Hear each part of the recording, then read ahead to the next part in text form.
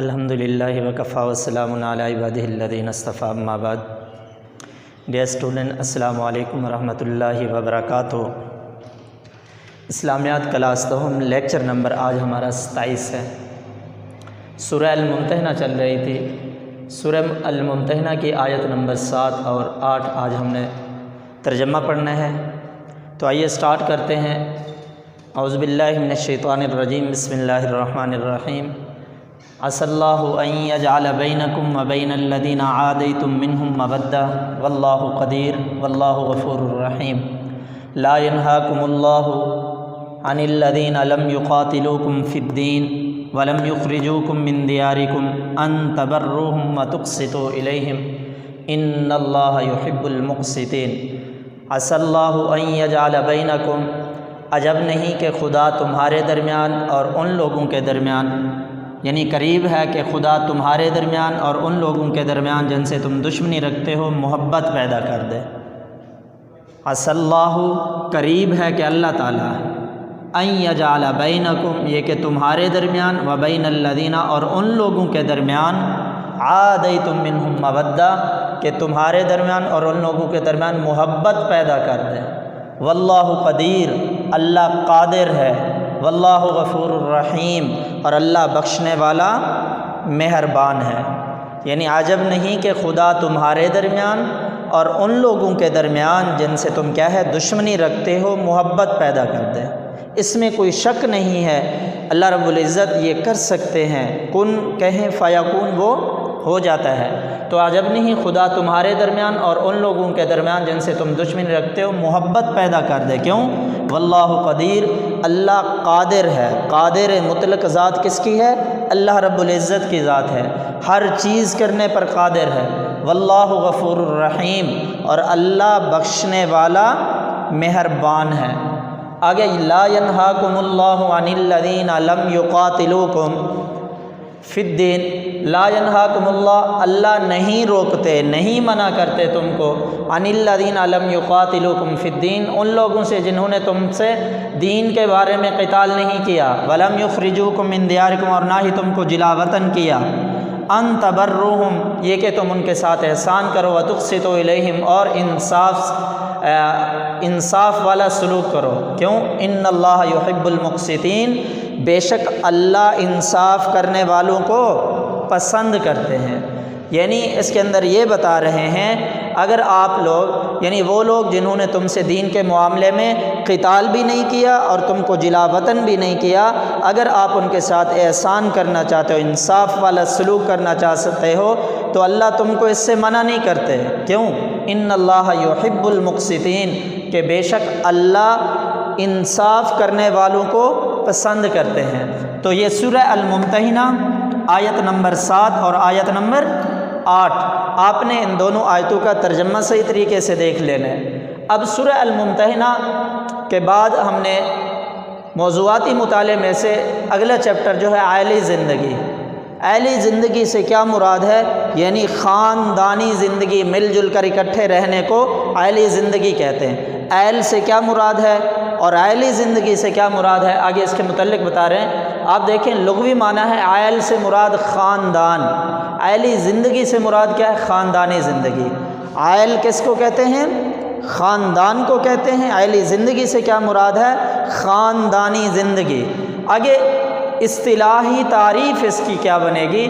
اسلام میں عائلی زندگی سے کیا مراد ہوگا؟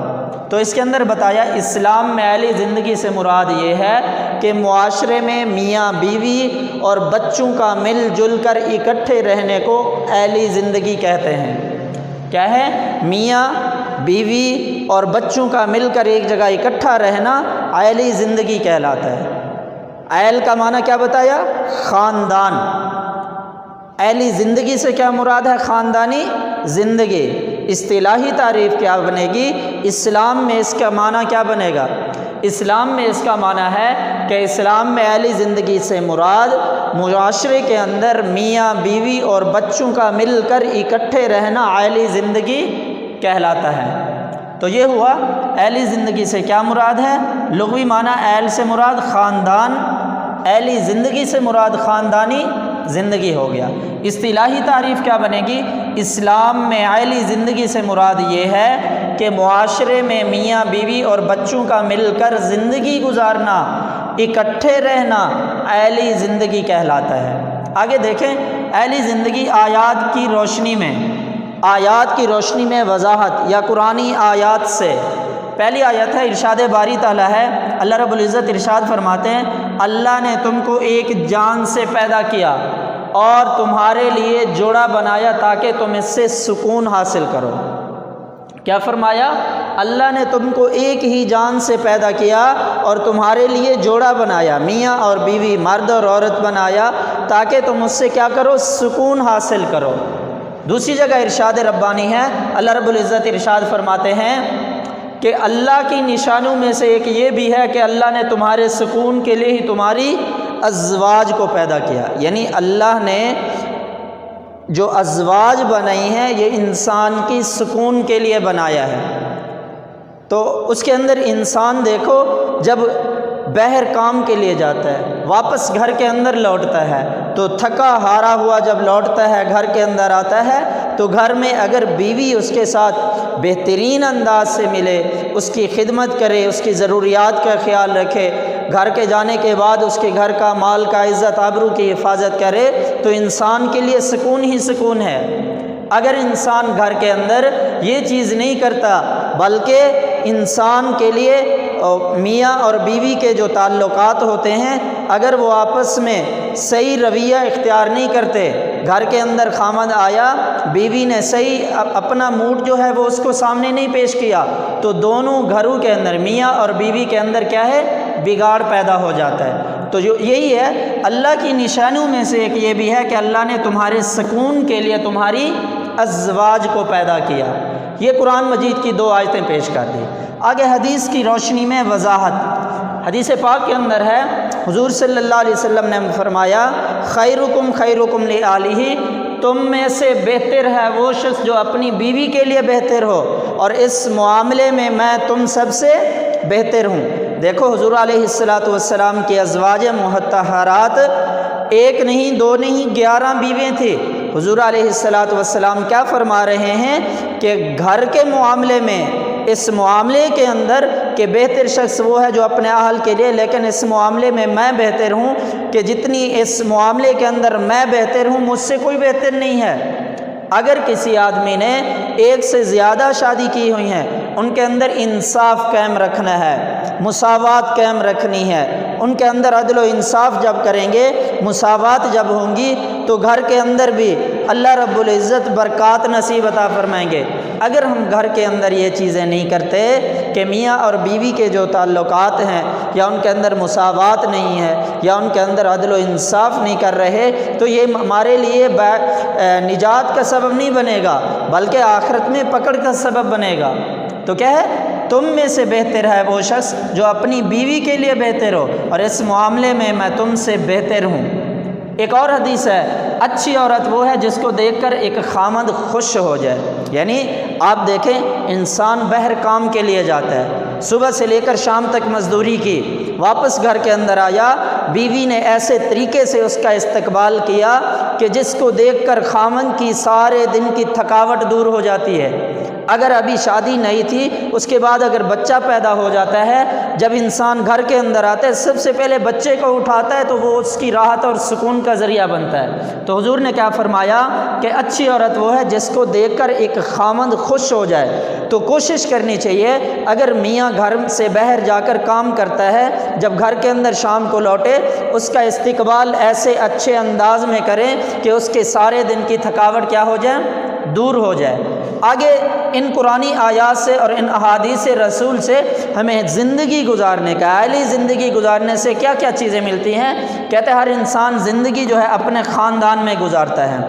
یہ تو واقعی ہی ہے کہ انسان جب پیدا ہوتا ہے، پیدا ہونے کے بعد شادی ہوئی اپنے خاندان کے اندر ہی زندگی گزارتا ہے۔ دوسرا کہ انسانی زندگی کی ابتدا خاندان سے ہوتی ہے۔ آگے خاندانی نظام سے انسان پاکیزہ زندگی گزار سکتا ہے، یعنی جب انسان میاں بیوی دونوں کا آپس میں ان کا نکاح ہوا، نکاح کے بعد انسان بری چیزوں سے بچ جاتا ہے، تو انسان کیا ہے، خاندانی نظام سے انسان جو ہے پاکیزہ زندگی کیا کرتا ہے، گزار سکتا ہے۔ آگے اہلی زندگی انسانی نسل کی بقا کا ذریعہ ہے۔ جب دیکھیں انسان شریعت کے مطابق نکاح کرتا ہے، میاں اور بیوی شریعت کے مطابق زندگی گزارتے ہیں، تو انسان کی نسل کی بقا کا ذریعہ ہے۔ اگر ہم یہ خاندانی زندگی نہ گزاریں تو انسان پتہ نہیں کہاں سے کہاں تک چلا جاتا ہے، اپنے ماں بہن بیٹی کے انسان کو کیا ہے تمیز نہیں رہتی، بلکہ انسان کو اہلی زندگی کی نسل کی بقا کے لیے ذریعہ بننے کے لیے ضروری ہے کہ وہ کیا کرے، خاندانی زندگی، نکاح اور شریعت کے مطابق زندگی گزارے۔ یہ انسانی زندگی یعنی اہلی زندگی انسانی نسل کی بقا کا ذریعہ بنے گی۔ تو یہ 2 آیتیں ہیں مکمل آپ نے یاد کرنی ہے۔ آگے اہلی زندگی کے متعلق یہ مکمل سوال ہے، اور یہ سوال اہم ہے، آپ نے لغوی اصطلاحی معنی دیکھ لینا ہے، اس وجہ سے مختصر 2 آیتیں پیش کی ہیں، 2 حدیثیں، اور آگے 4 پوائنٹ اس کے بتائے ہیں کہ اہلی زندگی کے لیے انسان اہلی زندگی جو گزارتا ہے کس طرح اس کے لیے سبب بنتا ہے۔ تو یہ 4 پوائنٹ اور مکمل یہ اہلی زندگی سے کیا مراد ہے، سوال آپ نے یاد کرنا ہے۔ اللہ رب العزت ہمیں اس پر عمل کرنے کی توفیق عطا فرمائے۔ السلام علیکم ورحمۃ اللہ۔